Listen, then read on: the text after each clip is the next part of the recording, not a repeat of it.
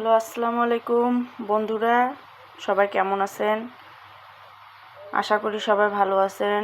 মুইও ভালো আছুম। আজকে তোমার জন্য নিয়ে আসুম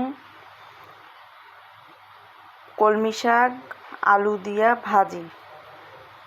এই দেখো, কলমি শাক আলু কাটি থুইছুম, ধুয়ে টুয়ে একসাথে করছুম।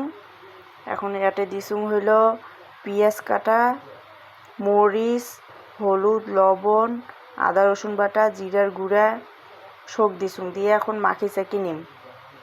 তো বন্ধুরা, মাখি চাকি নেম। দেখো বন্ধুরা, মাখি চাকি নিছুম, যে মাখা হয়ে গেছে। এলা পরিমাণ মতন পানি দিম,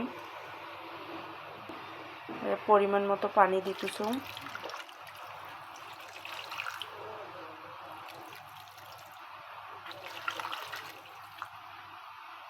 পানি দিছুম, এখন এই যে ঢাকি দিনু। এখন এটা হোক,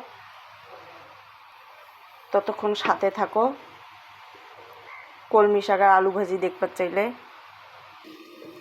বন্ধুরা, এই দেখো কলমি শাক আলু ভাজিটা। এই যে এখন আর ঢাকা দিবেন নাই, এখন পানি যেহেতু বেড়াইছে পানিটা শুকা লাগবে। এই দেখো বন্ধুরা, শাকটা আমার হয়ে গেছে। এই যে সুন্দর হয়েছে না?